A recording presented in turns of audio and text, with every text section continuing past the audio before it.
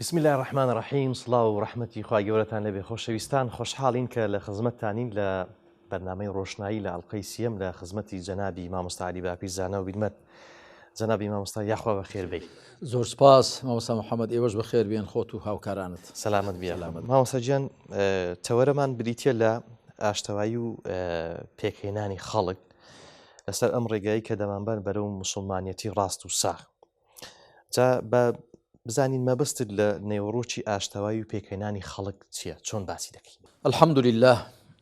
وصلوات الله وسلامه وبركاته على رسول الله محمد وآله المهتدين بهداه من الصحب والأزواج والقرابة والتابعين لهم بإحسان إلى يوم لقاء الله. ربنا آتنا من لدنك رحمة وهيئ لنا من أمرنا رشدا. ربنا لا تزغ قلوبنا بعد إذ هديتنا وهب لنا من لدنك رحمة إنك أنت الوهاب. آمين. ما بستم لە ئاشتەوایی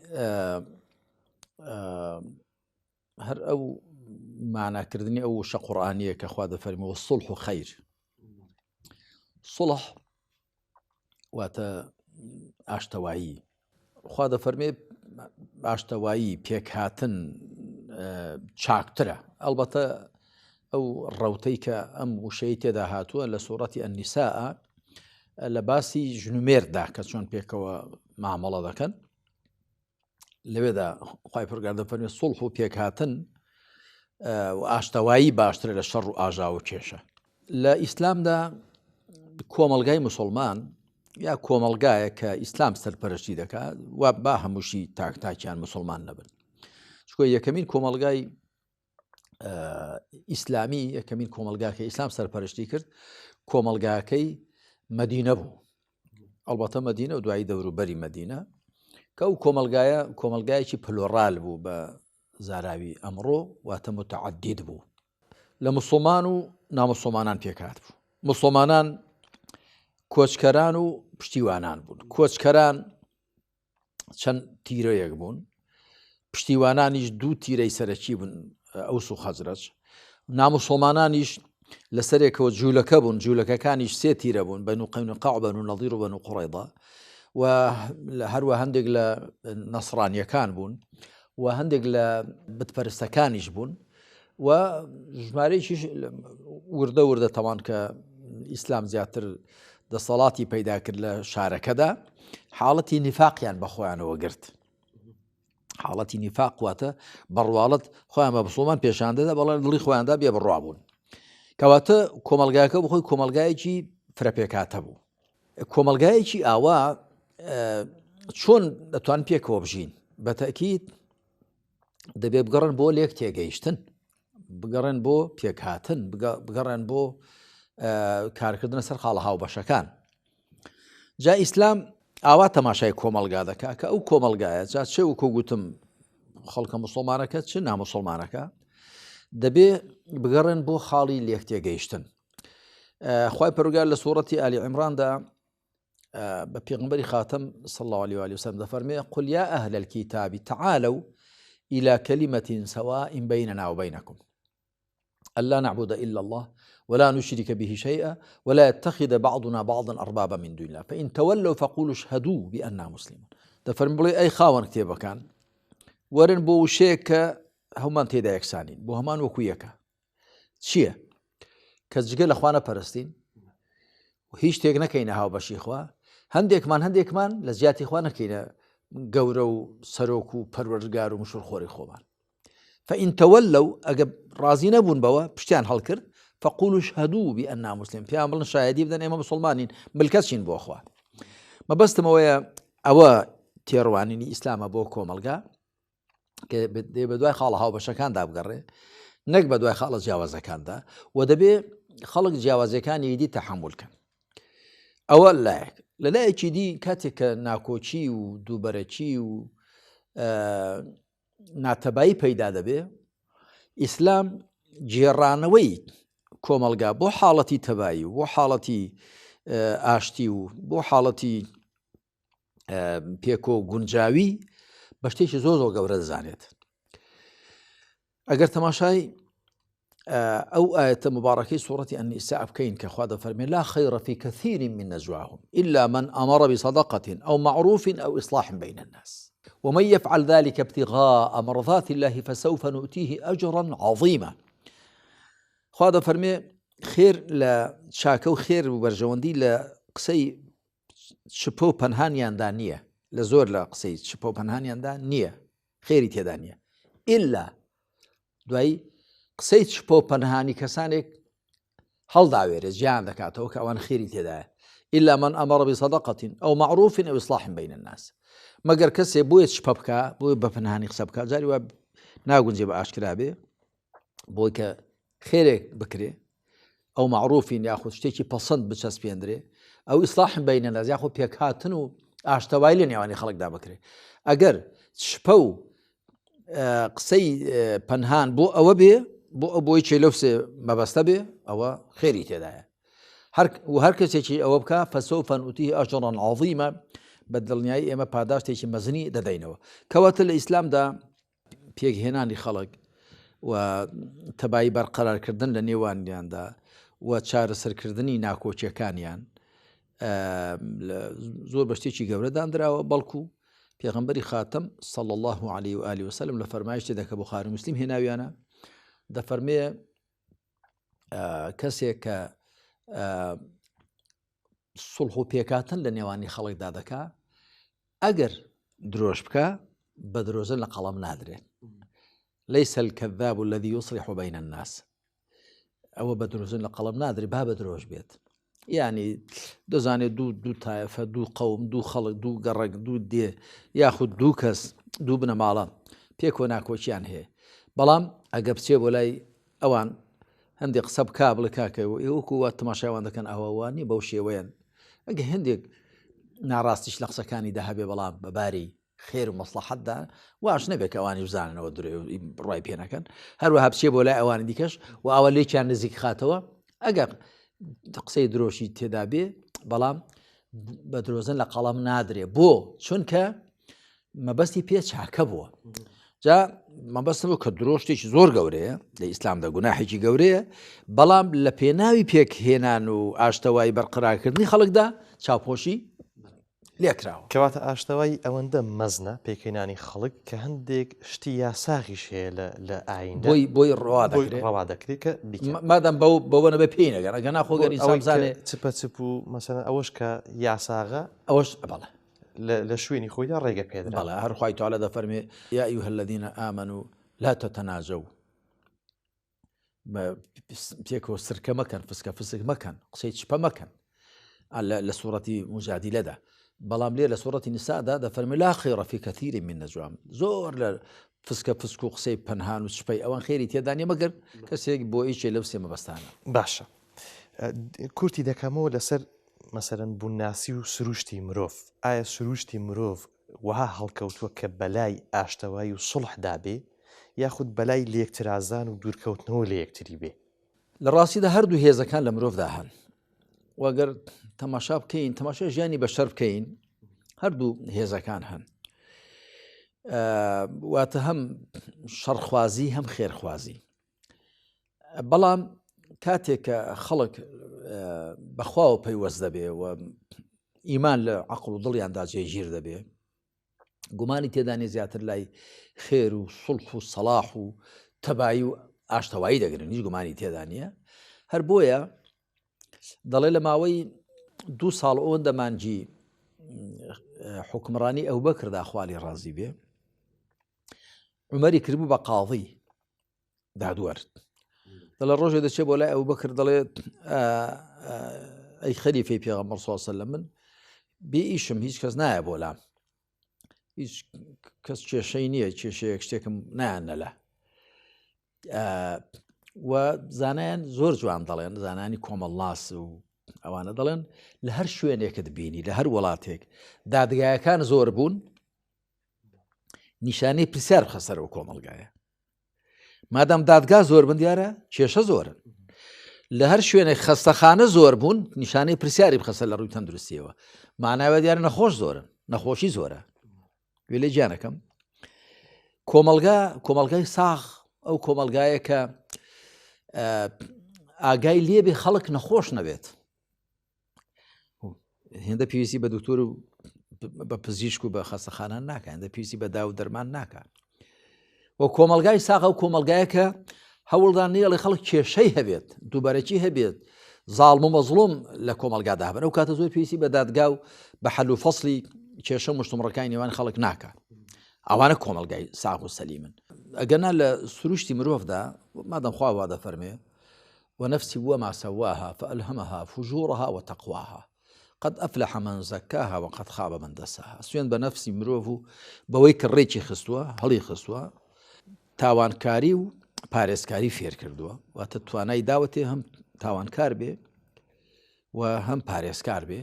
بەڵام قد أفلح من زكاها وقد خاب من دساها بەڕاستی سەرفرازە و کەسێک کە خۆی پاک دەکاتەوە چاک دەکات تەزکیە بە مانای پاککردن و چاککردن و گەشە پێدان دێ ئەو کەسێک کە خۆی پاک دەکاتەوە لە فجور خۆی دەڕازێنێتەوە بە تەقوا و گەشە بە خۆی دەدا ئەوە سەرفرازە وقد خاب من دساها پەشیمان و بەدبەختە ئەو کەسەش کە خۆی دەشارێتەوە واتە تەقوا لە خۆیدا پەنهان دەکات سیفەتی فجور لە خۆیدا وەدەردەخا ئەوانە پەشیمان و بەدبەختن کەواتە لە ئەسڵدا مرۆڤ وەکو چەکێکی دوودەم وایە یاخود تیغێکی دوودەم بە هەردوو دیواندا دەبڕێ بەڵام ئەوە دەکەوێتەوە سەر ئەوەی کە ئایا ئەو مرۆڤە ئیرادەی خۆی بە کاملادا دەخاتە گەڕ هەر بۆیش کاتی خۆی کە خوا سوبحانەوە وتەعالە بە فریشتەکانی ڕاگەیان دەمێت جێنشینێک لەسەر زەوی دابنێ فریشتەکان کۆبیریان لەسەر لایەنی نەرێنەکەی مرۆڤ دەبێت دەڵێن ئەتەجعەل فیها من یفسد فیها ویسفیک الدماء ئایا کەسێک دەکەێت جێنشین لەسەر زەوی کە خراپەکاری و تێکدان و ئاشوبی تێدا دەکا و خوێن ڕێژی تێدا دەکا خوا سبحانه وتعالى قال إني أعلم ما لا تعلمون أو من دەیزانم ئێوە نایزان نەیفەرموو ئەو مرۆڤە کەم دەیکەمە جێنشینی خۆم لەسەر زەوی نەیفەرموو خراپەکاری و خوێن ڕێژی ناکە بەڵام سەرنجی ڕاکێشان بۆ لایەنە ئەرێنیەکەی مرۆڤ ئادەم کە بابی مرۆڤانە کە بریتێ لەوەی زانیاریەکی هەیە فریشتەکانیەوە نیتانە مەبەستمەوەی کە مرۆڤ دەتوانێت بە هەردوو لایەندا بڕوە بۆیش بە کەڵکی تاقیکردنەوە هاتووە هەم دەتوانێت ئەهلی شەڕ بێ هەم دەتوانێت ئەهلی خێر بێ هەم دەتوانێت سەرچاوی ناکۆکی و دووبەرەکی بێ هەم دەتوانێت سەرچاوی تەبایی و خێر و خۆشی و ئاشتەوایی بێ کەسێک چۆن ئاشتەوایی لەگەڵ خەڵکانێک بە کە لە ڕووی فکریەوە لێک جیاواز بێن چونکە ڕەنگە گرفتی ئێستای کۆمەڵگەەوەی کە لە ڕووی ئایدۆلۆژی و فکریەوە کە لەگەڵ خەڵکانێک زیان چۆن هەڵسوکۆت بکەین چۆن بتوانین لەگەڵی هەڵ بکەین من لە کتێبێکمدا چەند مەسەلەیەکی باوی سەردەم ئاڵقەی یەکەمی لە چاپی شەشەمیدا بنەماکانی تەبایی پێکەوە ژیان لە قورئاندا 15 بنەمام هێناوە هەڵبەتە لە کتێبەکانی دیکەشدا کەم و زۆر باسی ئەوم کردووە لە ڕاستیدا کەسانێک کە تۆ جیاوازی فیکریت لەگەڵیاندا هەیە جیاوازی دینیت لەگەڵیاندا هەیە جیاوازی نەتەوەیت لەگەڵیاندا هەیە بەوە دەبێت کە گەڕ بۆ خاڵە هاوبەشەکان ئێمە هەموو مرۆڤین هەمومان بەندەی خوین و هەمومان پێویستیمان بەوە هەیە کە ڕێز و ماف و ئازادیەکانمان بۆ دابین بکرێن و هەمومان دەزانین کە ئەو خێر و ناز و نیعمەتانی خوا خوڵقاندوونی بۆ هەمووانن ئەگەر ئینسان ئاوا تەماشای ئەو هێڵە گشتیانە بکە ئەوانە دەبنە بناغەیەکی محکەم و پتە و بۆ تەبایی بەڵام ناتەبایی زان لە چی پەیدا دەبێت ناتەبایی لەوە پەیدا دەبێت کە مرۆڤ چاوی لە زوڵم بێ چاوی لە خۆسەپاندن بێ چاوی لە ستەمکاری بێ چاوی لەوە بێ کە حەقی ئەوانی دیکە پێشێلکە هەر بۆیەش لە ئیسلامدا ڕێگە دراوە خەڵک بێ بڕوا بێت بەڵام ڕێگە نەدراوە خەڵک زاڵم بێت کە دڵم ڕێدراوە خەڵک بێ بڕوا بێ واتە ئەوە ناکە خوای پەروەردگار بفەرمی وەرن بێ بڕوا بن نا بەڵام ڕێگە دراوە بەو واتایە کە ئەگەر کەسی بێ بڕوای هەڵبژارد ئیسلام ناچێت سەرکوتیکە وقل الحق من ربكم فمن شاء فليؤمن ومن شاء فليكفر لا إكراه في الدين ئەوە بەنسبەت کوفر و ئیمانەوە بەڵام ڕێ نەدراوە خەڵک زاڵم بێ بۆ بە کوفر و ئیمان خەڵک پێکەوە دەژین بەڵام بە ظڵم خەڵک پێکەوە ناژین خی پرگار لە سەرەتای سوورەتی التغابوندا دەفەرمێ وهو الذي خلقكم فمنكم كافر ومنكم مؤمن خوا ئێوەی هێناوەتە دی هەتانە بێبڕوای هەتانە بڕوادارە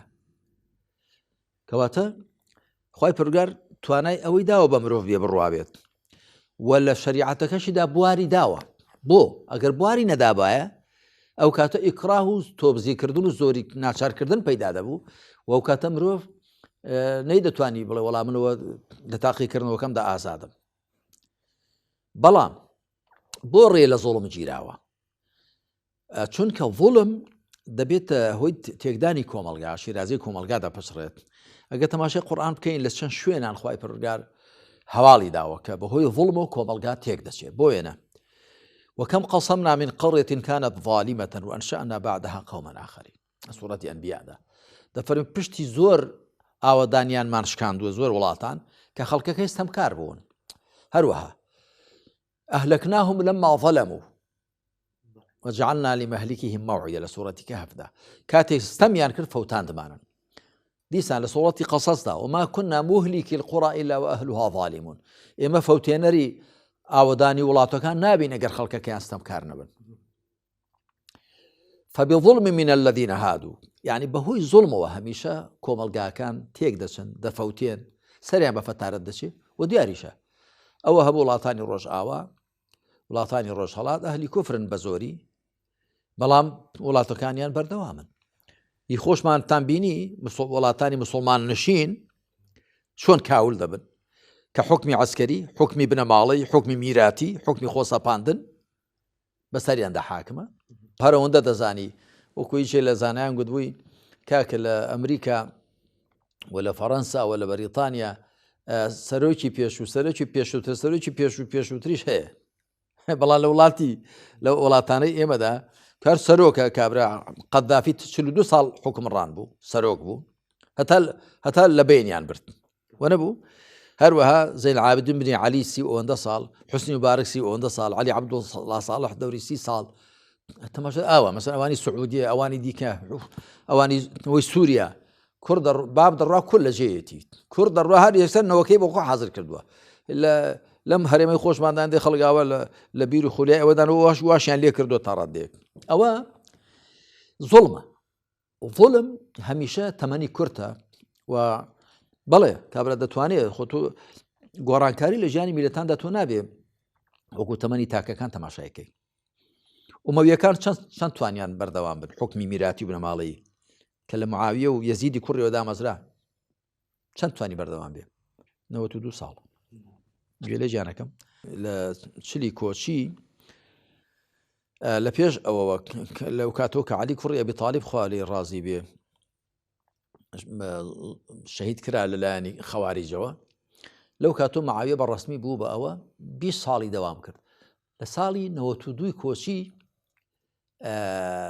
لە ساڵی 132 کۆچی کۆتایی پیاد ینی تقریبا 92 ساڵ دەوامی کرد لە 20ەوە تاکو 132 دەکات 92 ساڵ عەباسیەکان کە بە چەند قۆناغێکدا ئەویش تێپەڕەوەنەوە هەر لە کۆتایەکەیدا حکمڕانی عەباسی بەس کەلەش مابووە هیچێکی بەدەست نەبوو چەند تا ساڵی 656 هەمیشە حکمی میراتی و بنەماڵەی حکمی خۆسەپاندن تەمەنی کورتە و خەڵک لێ بێزار دەبێت ئەوانە ئەنجا کەواتە مامۆستا هیچێک لە کۆسپەکانی بەردەم ئاشتەوایی و سڵح و پێکەوەژیان ئەو زوڵمەیە بەڵام گومانی تێدانێت بۆیە لە ئیسلامدا ڕێ مەڤڵم نەدراوە ئەگەر تەماشای ذوالقەرنەین بکەین کە من زۆر لە زۆر کتێباندا باسم کردووە ذوالقەرنەین کە خوای پەروەردگار دەستی ئاوڵا دەکاتەوە قولنا یا ذا القەرنەین ئیما ئەن تعذب وئیما ئەن تتخذ فیهم حسنا یان زایان بدە یان بۆ تێ بە چاکە ماوەڵیان لەگەڵ بکەین واتە دەستت کراوەیە قال أما من ظلم فسوف نعذبه ثم يرد إلى ربه فيعذب عذابا نكرا أما من آمن وعمل صالحا فله جزاء الحسنى وسنقول له من أمرنا يسرا زۆر جێی سەرنجە ئەوکم لە کتێبی سەرمەسەریی باوی سەردان دەباسم کردووە دوولقەرنەی نایەت بەراورد بکە لە نێوانی ئیمان و کوفردا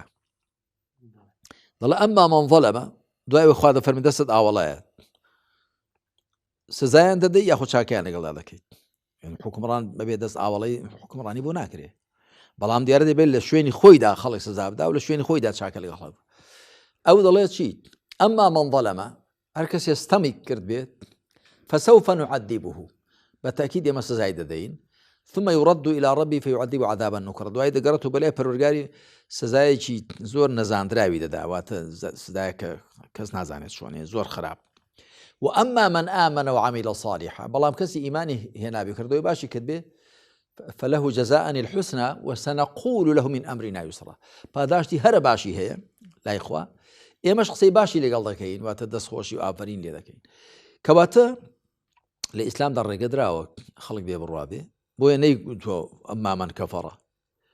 خەڵک ئەمما من ظەلەمە زوڵم ڕێ لێ گیراوە بەڵام کوفر ڕێی لێ ناگیرێ بۆ چکە پەیوەندی هەیە بەوەی کە مرۆڤ پێی تاقی دەکرێتەوە لەسەر زەوی خۆی پەروەردگار ڕێداوە خەڵکە کە بەندایەتی بۆ دەکەی ئەم بەندایەتی بۆ ناکە دەیپەرزیان نایپەرزی ڕێداون بۆ بەوە تاقی دەکرێنەوە بەڵام ڕێ نەداوە زوڵم دەکەن یا عەدل دەکەن خوا فەرموویەتی فەمەن شاء فەلیؤمن ومەن شاء فەلیەکفر چێ دەیەوێت ئیمان بێن چێ دەیەوێت با بڕوا بێ بەس نەیفەرمووە فەمەن شاء فەلیعدل ومەن شاء فەلیەظلم چونکە بۆ کە ظڵم هەبوو کۆمەلگا تێک دەچێت بەڵام بە کوفر ئیمان خەڵک پێکەوە دەچێت بەو زوڵمە ئاشتیاوایی لە نێو دەچێت بەتاکید بۆیە لە ئیسلامدا زۆر گرنگی دراوە بە سوڵح و سەلاح و تەبایی و ئاشتەوایی و ئەوەش بە چی دەبێت بەتاکید بەوە دەبێت کە کەس چاوی لە زوڵم نەبێ و کەس چاوی لەوە نەبێ خۆ بەسەری دیکە داپسە پێێنێ مافێوی دیکە بۆ خۆی داگیرکە جا چ مافی نەتەوەیی چ مافی ئابووری چ مافی سیاسی چ مافی کۆمەڵایەتی چ هەر مافێک بێت یعنی خۆی پەروەردگار ئامانجی نێردرانی هەموو پێغەمبەران عەلەیهیم الصەلاة وەسەلام لە ئایەتی 25 سورەتی الحەدیددا لە چەسپاندنی دادگەریدا خولاسە دەکاتەوە لقد أرسلنا رسولنا بالبينات وأنزلنا معهم الكتاب والميزان ليقوم الناس بالقسط پێغەمبەرانمان عەلەیهیم الصەلاة وەسەلام بە بەڵگە ڕۆشنەکان و ناردوون تێو تەرازوشمان لەگەڵ ناردوونە خوار تاکو خەڵک بە دادگەری بەڕێوە بچن کە کۆمەلگا بەو دادگەری ئاشتەوایی بەو دادگەری بەبێت دادگەری هەمیشە دادگەری بناغی تەباییە سا زۆر جار لە مەڵا لەم هەرێمی خۆمان دەباسیەوە کراوە کاکە دەبێت ئاشتەوایی هەبێ و تەبایی هەبێ ئێ باشە خەم لە بناغەکەی بخۆن دادگەری هەبێ ئاشتەوایی و تەبایی دەبێت بەڵام چۆن ئاشتەوایی دەبێت چۆن خەڵک لێت پڕ نابێت چۆن خەڵک ئەگەر دەرفەتی هەبێ خۆ پێشاندان ناکات چۆن داروبەرد بەسەرێکدا ناداکە دەبینی ئەتۆ سرت گەیشتۆ کە کەشانی فەلەک بە پارەی حرام وارداتی وڵاتە هەموو بۆ خۆت قۆڕق کردو بۆ خۆت و بنەماڵە و حیزب و خزمت خۆت پێکردوتە مەلیار لێر خەڵکیش نانی شەوێ هەبی ڕۆژەینی خەڵکیش پارەی چارەسەر و دەرمان و خۆشیەکانی خۆی نییە کە بە زۆری نەخۆشی و دەردەکانیش بەو خواردنی ئەکسپایر و بەو دەرمانی ئەکسپاری کە تۆ هێناوتە یا قاچاقچەکانی کە لەگەڵ تۆ شەریکە دەزن هێناوێتی بەوە توش بوون چۆن چاوەڕێ دەکەی خەڵکێکی ئاوا لەگەڵ تۆ ڕێزت بگرێ یا چاوەڕێ دەکەی تۆی خۆش بوێت دەبێ هەمیشە دەست لەسەر دڵت بێ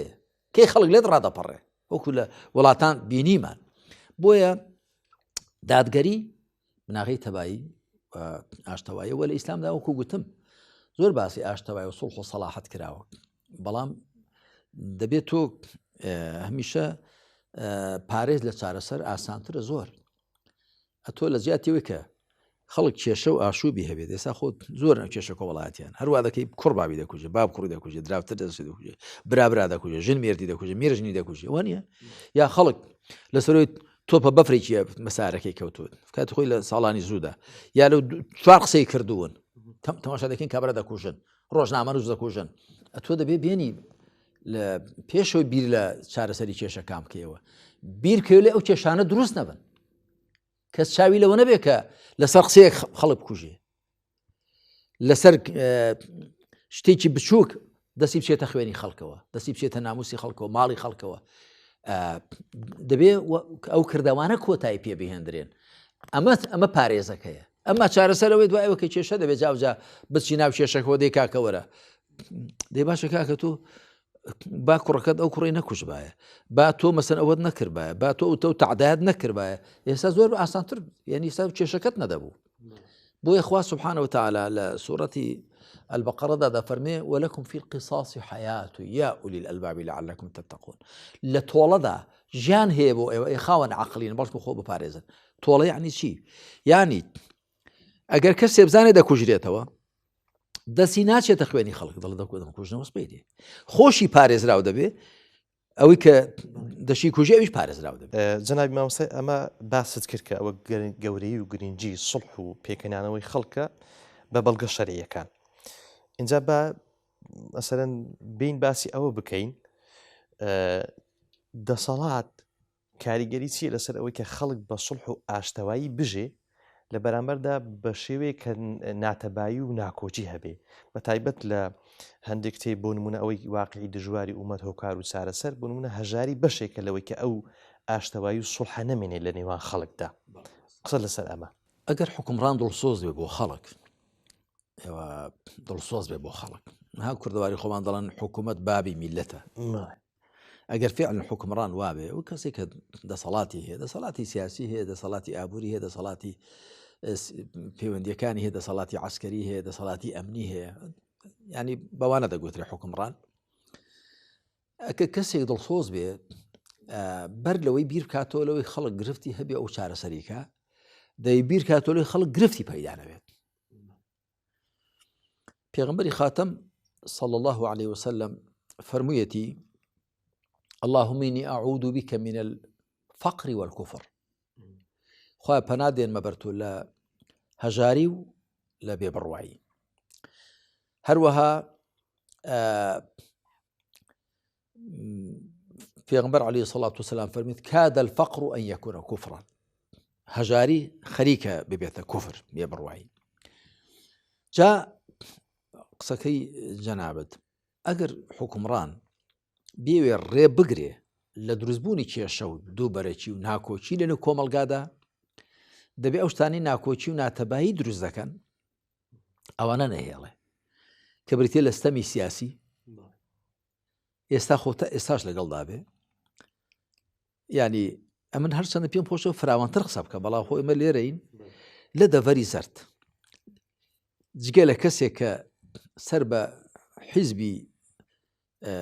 حکومڕان بێ لەو دەبەرە کەس بۆی هەیە ببێتە سەرۆکی فەرمانگەیەک یا بەڕێوەبەری قوتابخانەیەک پێم شەک نایە زۆر بەدەگمن لەو لاشەوە هەڵبەتە بە پلەیەکی کەمتر لە دەڤەری سەوزیش بە هەماشە بەڵام بەڵام پلەیەکی کەمتر چوە دەبێت بە ئینساف و قسە بکەین باشە. وەختێک کە تۆ ئاوە دێنی زوڵمی سیاسی لە خەڵک دەکەی لەبەرەوەی کابرا ئینتیمای سیاسی نییە بۆ تۆ بە پێی ڕەوا نابینی کە ببێتە بەرپرسی ئەو فەرمانگەیە هەر فەرمانگەیەک بێ یا ئەو قوتابخانەیە یا ئەو خەستەخانەیە یا ئەو فەرمانگەیە با شایستەش بێت ئەوی دیکە لەبەرەوەی ئینتیمای سیاسی هەیە بۆ حیزبەکەی تۆ شایستەش نەبێ هەردێکەیە بۆ تۆ وڵات کاول دەکەی و ئەوانش کە شایستەن دووریان دەخەیەوە و زۆڵمیان لێ دەکەی و دڵیان پڕ دەکەی لە بغۆز کاتی خۆی لە سەردەمی ڕژەمی بەعزدا هەرچەندە لەو ڕۆوە پێم وایە ئەو حیزبانە پێش حیزب بەعز کەوتونەوە چکە بیستومە لە سەردەمی ڕژەمی بەعزدا خەڵک هەبووە ئینتیمای نەبوو بۆ حیزبی بەعز بەڵام لەبەرەوەی لە ئیشەکەی باش زانی و کابرا خۆ پێگوتو وەڵام من بەعثی نەبووم بەڵام سەرۆکی فەرمانگەکەم بووم و ڕێ لێ نەگیراوە کە بەرز بێتەوە بەڵام حیزب بەعز بۆچی بەدناو بوو لەبەرەوە کە وەکو گوتم ئەو حسابەی دەکرد دەبێت تۆ ئینتیمات هەیە بۆ حیزبەکەی ئەو جا ئەوە لە ڕووی سیاسیەوە لە ڕووی ئابووریەوە ئەتۆ ڕێ نەدەی خەڵک کاسپی بکە مەگەر لەگەڵیدا شەریک بی خەڵک هاتۆ بۆ لە توێتی بەتەما بووم مەزیخانەیە دابنێم بەتەما بووم نازم کارگەی ئاسن دابنێم بەتەما بووم چی دابنێم بەس ئەو برادەرانە ئەو ماڵە ئەو خەڵکە پێیان گوتم وەرە کاکە دەبێ ئەوەندەی بۆ ئێمە بێ کاکە ئاخریچم بۆ نامێن ئاوا دەکەیتەنە دایمەنێ داینانی برادەرێکمە بۆ لە ئوردون پردە بەرزانەی دروست دەکردن ئەوانە کابراایکی دەست ڕۆیشتوو بوو هات وەکتی ویستم لێرە ئەوە بکەم توتیان دەبێ ئەوەندە بۆ ئێمە بکتم کاکە من ئەوە ناکەم ئەم پارەی خۆمجا بۆ بدەم بە ئێوە پارە دێن نەخوێنمیش نایانی بەڵام هەر دەبێ هەر نایکەم چەند شتی ئاوە بۆیە تۆ ئێستا وڵاتەکە چی لێ هات کە ئەو مەترسی لەسەر ئەو ئاشتی کۆمەڵایەتی ئەوە خۆ ناتەبایی لەوە پەیدا دەبێ ناتەبایی ناڕێکی لەوە پەیدا دەبێت کە تۆ لە ڕووی ئابووری دەیسەوسێنیەوە لە ڕووی سیاسیەوە دەیسەوسێنیەوە لە ڕووی ئەمنیەوە دەیسەوسێنیەوە چەند کەستانمان بینی لە ڕۆژنامە نووس و لە ڕاگەیاندن کار سەر و جوولای چشکا و کوژرا و شەو کوت کرا و شەو کوش کرا و زۆرمان نەبینین و پاشان ئەتۆ ڕێ نادەی خەڵک خۆ پێشاندان بکە مامۆستا و معەلیم و مەسەلەن ئەوانە موچەیان نادەیێت پزیشک و کارمەند موچیان نادێ ڕێژ نادەی ناڕزایی دەربڕن ئێوە هەموو زەخت و خەفەقان و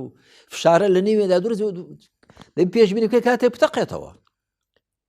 هەدانی کە بۆ هەناسەدانی خەڵک ئێستا زانایان دەڵێن ئاگرپژێن و بوومە لەرزەکان لەچی دروست دەبن لە ئەو جوڵەی لە نێو ناخی زەویدا هەیە کە تەمە زەوی ئێمە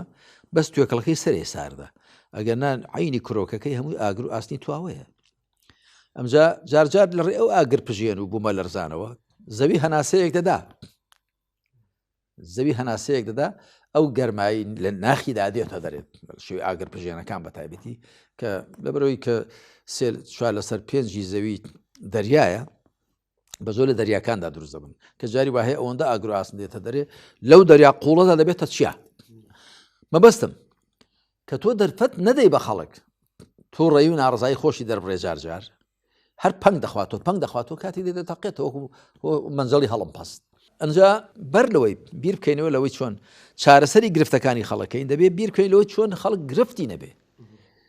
ستەمی سیاسی لێ نەبێت ستەمی حیزبی لەسەر نەبێ ستەمی کۆمەڵایەتی لەسەر نەبێ ستەمی ئابووری ستەمی ئەمنی لەسەر نەبێ خابرا هەڵبکە لە وڵاتی خۆیدایە هەست بکە بەهرەمەندە لە ناوزە نیعمەتەکانی خوا نەک تەماشا بکە ناوزە نیعمەتەکان هەمووی لە دەستی ماڵێک چەند ماڵێکدان حیزبێکدان ئەمجا بە خێرا خۆیانە گەشتێکی لێ بدەن بە خەڵک ئەویش بە قیمەتی کڕینیان پێشیان وابێ هۆی خۆیانە داویانەتێ با بڕۆنی خۆتە لەسەری خۆت دەدەنەوە جا سوبحان الله خەڵکیش زۆر لە خەڵکیش هێندە بێهێزە هێندە داماوە هێندە دواکەوتویە وەرزانی خێری پێ دەکەن با بڕۆنی خۆتە لەسەری خۆت دەدەنەوە پێی منەتبار و چاوبەرژێر مەبە ئەو موچێوەری دەگری و پارەوەری دەگری ئەتۆگە لە بەرامبەر ئەتۆ عەسکەری پێشمەرگەی پۆلیسی ئاسایشی هەر کارمەندێکی لە بەرامبەر ئیشەکەی خۆتە پارەکە وەردەگری هەست مەکە کە کڕیویانی هەست مەکە پارەکە دراوە هەست مەکە کە فرۆشراوی هەست مەکە کەرکراوی بە کۆیلە ئەگەنا پارەکەت لێ حرام دەبێ ئەو کاتە پارەکە دەبێتە نرخی خۆت و خوێنی خۆت بابەتێک هەیە مامۆستا ئەویش ئاشتەوایی لە شوێنی خۆی و دژایەتیش لە شوێنی خۆی مەبەستم لە ڕووی عەقیدەیە لە چ کاتێکدا ئاشتەوایی لەو بینەدا نامێنێ کە دەبێ کەسێک دژایەتی بکرێ وەکو دوژمن سیر بکرێ کە مەزالی ئاشتەوایی تێدا نەمینێ تەنیا لە حاڵەتێکدا کە تەڕەفی بەرامبەر چاوی لە زوڵم بێت بە بەڵگەی ئەو ئاەتە مبارەکەی کە دەفەرمێ وقاتلوا في سبيل الله الذين يقاتلونكم ولا تعتدوا إن الله لا يحب المعتدين لە پێناوی خوادا لە دژی ئەوانە بجەنگن کە لە دشتا دەژەنگن بەڵام دەستدرێژی مەکەن خوا دەستدرێژکارانی خۆش ناوێت لە کاتێکدا تەڕەفی بەرامبەر چاوی لەوە دەبێت تۆ بچە سێنێتەوە ستەمت لێ بکە مافت داگیرکە خاکت داگیرکە ئازادیەکانت لێزەوتکە لەو حاڵەتەدا تۆ ئاشتەوایی چی لەگەڵ بکەیت کوردواری خۆمان دەڵێن کەس لە شەڕ شەکری نەبەخشیوەتەوە کاتێک کە شەڕ بەری دەرگات پێدەگرێ وەکو عەرەب دەڵێن لا يفل الحديد إلا الحديد هەر ئاسن دەپاچێنێتەوە لەو حاڵەتەدا ئەگەر نا دەبێ هەمیشە چاو بژێڕین بۆ خاڵی هاوبەش بۆ تەبایی بۆ پێکۆ گونجان و هیچ کەس نابێت چاوی لەوە بێ خەڵک هەمووی بێتە سەر میزاج و تەبعی ئەو چونکە ئەوەش هەیە ینی هەیە ئێستا لە کوبا لە کۆریای باکوور سەرۆکەکەیان دەڵێن مەسەڵەن دەڵێ دەبێم چم پێ ئەوە دەبێ هەمووەک من هەمووی مەسەن ئاوا بێ تەبەن ئەوە ینی تاکە وڵاتێکە لێ بە ڕەسمی ئیلحاد تەبەنی کراوە ڕژێمێکی زۆر دیکتاتۆرانە و میراتی و ئەوانەیە بەڵام ئەوە بە تەکید پێچەوانەی سروشتی شتەکانە و پێچوانەی سروشتی مرۆڤەکانە هەر کەسە پێخۆشە بۆ وێنە لە مەسەلەی خواردندا ئەوەی پێخۆشەوی دیکە ئەوەی پێخۆشە لە مەسەلەی جلوبەرگدا لە مەسەلەی شتی دیکەدا یانیت وەخوای تەعالا دەفەرمێ ولا يزالون مختلفين إلا من رحم ربك ولذلك خلقهم کە زۆر لە زانایان دەڵێن ولا يزالون مختلفين بەردەوام جیاواز دەبن مەگەرەوەی پەروەردگارت بەزەی پێدا بێتەوە دڵیان یەک خا لەسەر ئەساسی ئیمان ولذلك خلقهم هەر بۆش خوا خوڵقاندوونی کە جیاواز بن خۆخوای پەروەردگار دەیتوانێت وەکو ئێمەش وەکو فریشتەکان بخوڵقێنێ فریشتەکان هیچیان بێ فەرمانی خوا ناکەن بەڵام مرۆڤەکان وانین مەبەستمەوەیە هەموو ئەوانەی چاویان لەوەیە کە میزاجی خۆیان تەبعی خۆیان ئەوەی کە خۆیان پێیان خۆشە بەسەر خەڵکی دابسە پێنن کە هەموو ڕژێمە دیکتاتۆریەکانوان ئەوانە بەتاکێت هەمووی ناچار دەبێت خەڵک داپڵۆسێ کە سەرچاوەیە بۆ دووبەرەشی و بەتاکید کە داپڵۆسین و ستەمکاری و قۆرخکاری و ئەوە بوو بەتاکید ئەوە لێرەدا ئاگری دووبەرەشی لێرەدا هەڵ دەکرێ پێمابی لە چەند بۆنی تایبەتیش باس لەوە کردووە کە لەگەڵ لایەن کە لەگەر ئایدۆلۆژیای مەسەرەن ئیسلامی ژنێتەوە خاڵی هاوبەش ئەوەندە هەن کە لەگەڵیان دابنیشن و هەڵ بکەن نە خاڵە ناکوکان قۆڵ بکەنەوە من وەکو گوتم ئاماژەم پێدا لەو کتێبەی چەند مەسەلەیەکی باوی سەردەم لەوێدا 15 خاڵم هێناوە بۆ وێنە هەومان دروستکراوی خوین من یەخوا دروستی کردوین هەمومان مرۆڤین هەمومان لێ خێزانەوە هاتوین کە بابودایکێکن ئادەم و حەوا هەمومان لەم سەرزەوێ دەژین هەمومان پێویستیمان بە ئازادی و بە مافەکان هەیە و هەمومان پێویستیمان بە دادگەری هەیە هەمومان پێویستیمان بە ئاشتی و تەبایی هەیە بە ناکۆچی هەموو لە زەرمەندین و ئەو نیعمەتانی کە هەر لە زەویدا هەمومان بەشمان پیانەوە هەیە زۆر زۆرن یعنی ئەو خاڵانەی کە خەڵک ناچار دەکەن پێکەوە تەبابن ڕێک بن ئاشتاوایان لە بەیندا هەبێت زۆر زۆر زیاترن لە خاڵی ناکۆک هەمیشە خاڵی ناکۆک حاڵەتی نائاساییە حاڵەتی ناسروشتیە یعنی تۆ تەماشا بکە خەڵک لە وڵاتێکدا لە دەیەکدا لە شارێکدا هەمویان وەکو یەک هەوا هەڵدەبژن هەمویان وەکوی پێویستیان بە تیشی خۆر هەموو پێویستیان بە خواردنەکان هەیە پێویستیان بە ئاو هەیە پێویستیان بە یخوای پڕگار چ شتێک پێویستتر بێ بۆ مرۆڤ خوا زیاتری کردووە هەوا هەموو چەند خۆڵێک زیاتر بە ئینسان بەبێ هەوا ناژی خی تالا هەوای لە هەموو شوێنە زۆر کردووە تیشی خۆر ئاو یعنی ئەو شتانە تا پێویستتر بنخوا زیاتری کردوون و پاشان خی پرگار بە پێی دینی خۆی ڕێگرتووە لەوەی ئەو شتانی کە خەڵک بەگشتی پێویستی پێیان هەیە قۆرق بکرێن ثلاث الناس فيهم شركاء الكلأ والماء والنار يا الماء والكلأ والنار وفي الروايات والملح سيشة خلق هذا هاو بشن أو آقرو لورقا ولا الروايات يقدر خويش يعني شيء يعني وشتاني بنمايهم وأوشتانا كان زايا كان نوت يعني آقر يعني نوت وغاز وأوانا سلوت سامان بشيء هم أوشتاني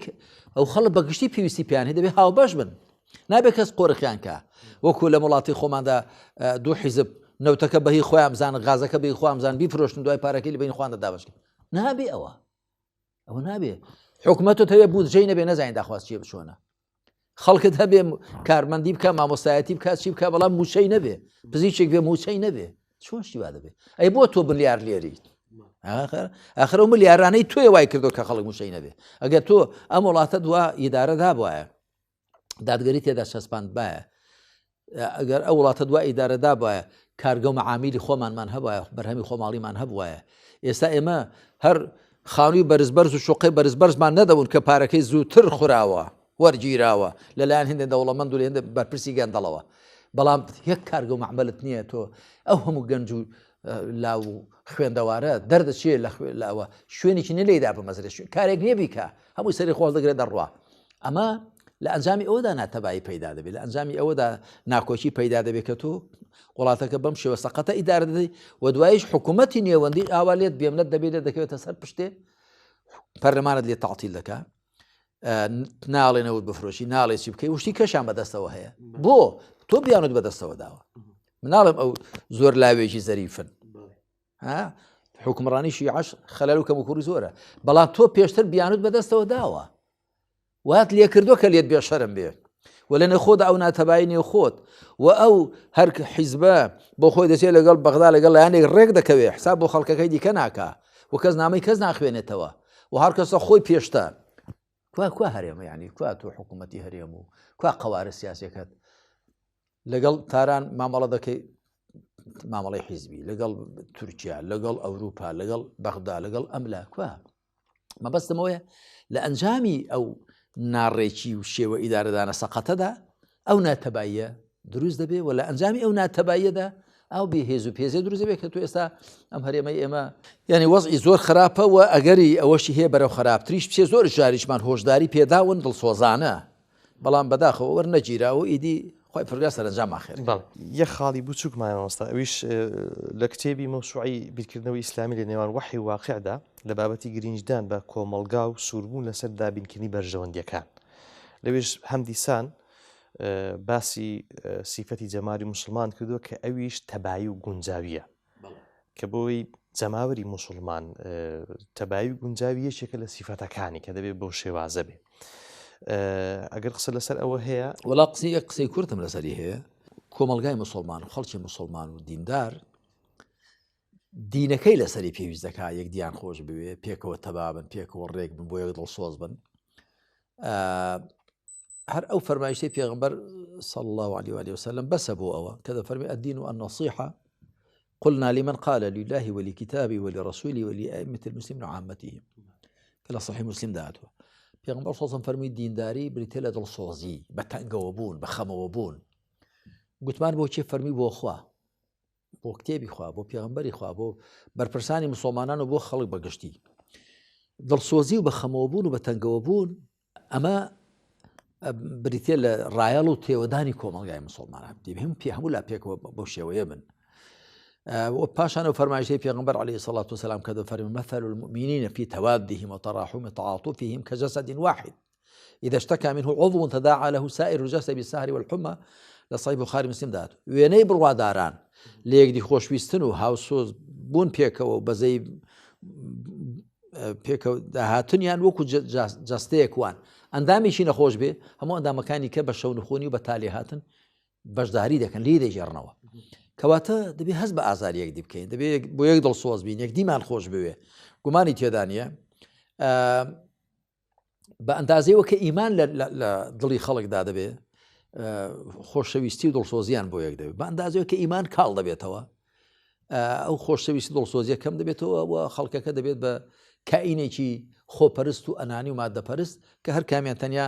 لە خەمی خۆیەتی و لە خەمی دەوروبەرێتی و گوێ بە خەڵکەکەی دیکە نادەجا ئەوە بۆ هەموو کەس هەر خراپە بەڵام بە تایبەتی بۆ بەرپرسان چونکە بۆ بەرپرس کەسێک کە بەرپرسی وڵاتێکە بەرپرسی خەڵکێکە بەرپرسی فەرمانگەیەکە دەبێت یەک چاو تەماشای هەمووانکەەوە خۆشی وەکو ئەوان خۆی تەماشا بکە ئەگەر نا بە خائین و ناپاک دادەندرێ کە کاریگەریەکی لەسەر گومانی تێدان ئەو کاتە دەرهاویشتەکانی لەسەر کۆمەلگا دەردەکەون زۆر بەڕێز جنابی مامۆستا عەلی باپیرزانە و بیرمەند خوای گەورە بەرەکەت بخاتە زانست و تەمەن سوپاس دەکەین کە لە ئەڵقەی سی لە بەرنامەی ڕۆشنایی لەگەڵمان بووی والله سوپاس بۆ جەنابیشت مامۆستا محەممەد جەمیل و بۆ هاوکارانیشت خوا پاداشی ئێوەش داتەوە بە تاکید ئەو کارە بە هەمووان دەکرێت و سوپاس بۆ بینەران و بیسەرانی بەڕێز و خۆشەویستیشمان لە خوشکان و برایان لە هەر شوێنێکن کەوانیش کارلێک دەکەن لەگەڵ بەرنمەکەدا و پێمان دەگات و تەلەفۆن دەکەن و دەیان بینین بە هەرەی لێوەردەگرن خوا بەلوتف و کەڕەمی خۆی تەوفیق مامدا چی دڵسۆزی و خێر و چاکە ئەوەی لە دڵماندا بێ و چیش حەق و ڕاست ئەو بەسەر زمانماندا بێ و چیش لە بەرژەوەندی خەڵک و وڵاتدایە ئەوە پیادە بکەین و جێبەجێ بکەین زۆر سپاس دەکەین سپاس بۆ ئێوە بەڕێز و خۆشەویستان سوپاسی هاوکارانم دەکەم تا ئەڵقەیەکی دیکە